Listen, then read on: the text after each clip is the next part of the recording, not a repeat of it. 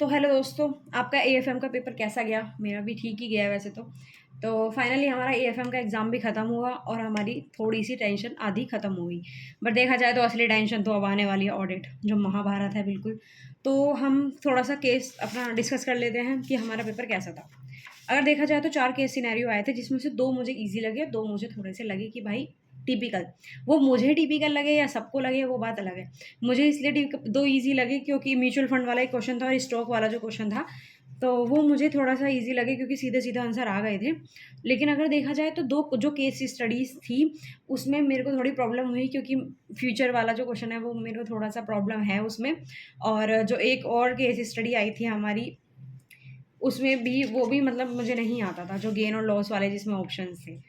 तो जो भी था मैंने अपने हिसाब से उसको थोड़ा-सा जो एक्सपेक्टेड था उन पे टिक लगा दिया। बाकी देखते हैं एमसीक्यू में क्या स्कोर रहता है।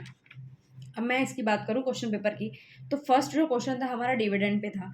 डिविडेंड में 2 अप्रोचेज़ से क्वेश्चन पूछा था, जिसमें से मैंने एक ही करा करके आई हूँ मैं।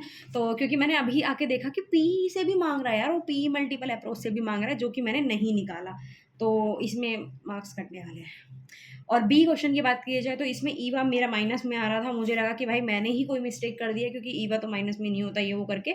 बट मैंने बहुत गलती ढूँढी बट मुझे नहीं मिली। तो बताओ भाई ईवा माइनस में था क्या था?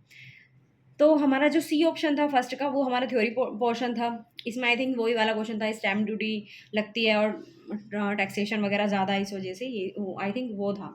तो सेकंड अगर क्वेश्चन की बात करी जाए, तो सेकंड क्वेश्चन में मतलब मुझे नेगेटिव और पॉजिटिव का थोड़ा समझ नहीं आ रहा था। बट मैंने क्वेश्चन यही किया है फिर भी, क्योंकि थोड़ा बहुत मुझे आइडिया था कि ये हम कैसे कर सकते हैं। लेकिन देखा जाए तो मुझे मेन प्रॉब्लम आई सेकंड क्वेश्चन और थर्ड क्वेश्चन में। सेकंड और थर्ड क्वेश्चन में मुझे मेन प्रॉब्लम आई थी। लेकिन मैंने चूज़ सेकंड को ही किया, क्योंकि इसका जो एक थ्योरी पोर्शन था सी, वो मुझे थोड़ा आता था। अदरवाइज़ मुझे सी जो तीसरा क्वेश्चन है उसका तो नहीं आता था। तो मैंने थोड़ा सोचा कि थोड़ा-थोड़ा करके उसमें कर लेते हैं, क्या पता टोटल में से अब ये 14 नंबर का है पूरा, देखा जाए सेकंड क्वेश्चन पूरा, तो उसमें से कम 2-4 कुछ तो मिलेगा। जब कुछ नहीं आ रहा तो क्या ही करे आदमी। तो फोर्थ क्वेश्चन अगर मैं बात करी जाए तो फोर्थ में भी 3 है। टोकनाइज़ेशन तो मुझे पता था, टोकनाइज़ेशन का क्वेश्चन आएगा तो मैंने सही कर लिया था अच्छे से। और ये वाला क्वेश्चन जो था फोर्थ का ए तो कर रखा है मैंने, तो मुझे पता था।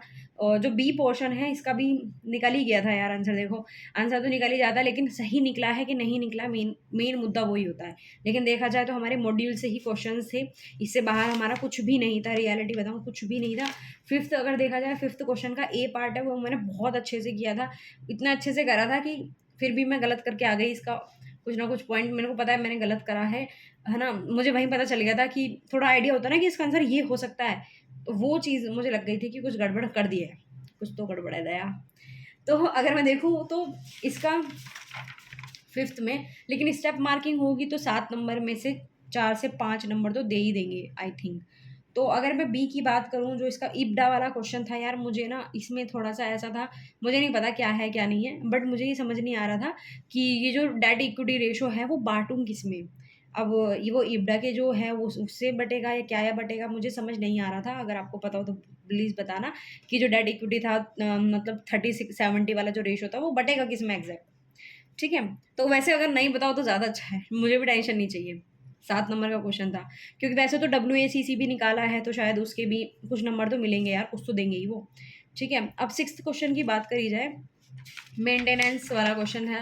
ये भी अच्छा था क्वेश्चन, ये भी मतलब मॉड्यूल का ही है, ठीक है।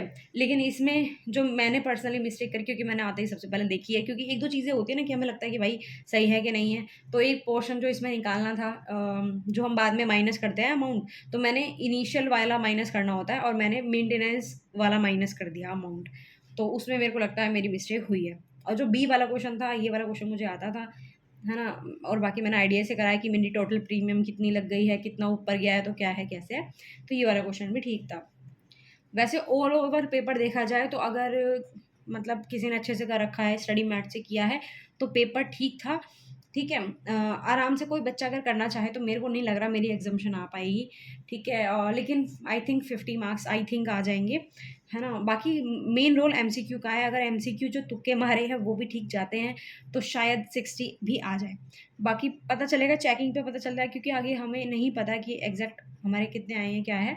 लेकिन देखा जाए तो पेपर का रिव्यू तो यही था कि पेपर ICAI के मटेरियल से था और इजीली डुएबल था एफआर के अकॉर्डिंग देखा जाए तो। एफआर का भी ठीक ही था पेपर, मैंने उसका भी डाला है, अगर आप देखना चाहो तो देख सकते हो वीडियो। बट इसका थोड़ा पेपर ईजी था एज़ कम्पेयर टू, क्योंकि लेंथी भी नहीं था पेपर। बच्चों का मैंने देखा कि जल्दी हो गया है, लेकिन शीट वाली प्रॉब्लम बच्चों के साथ है। शीट ऐसे मांगते हैं, जैसे अब भी बच्चे हैं ऐसे एक दो जो शीट शीट करते हैं, तो मुझे ये कि पता नहीं चलता कि भाई क्या वो कर रहे हैं। बट जो भी है मैंने तो अब तक कोई शीट नहीं ली है आज तक। CA के एग्ज़ाम में आई थिंक ली थी इंटर में, लेकिन मुझे याद नहीं है क्योंकि इतना सब इतना नहीं होता। खैर जो भी है, मिलते हैं अपनी नेक्स्ट वीडियो में ऑडिट के अंदर। Bye bye.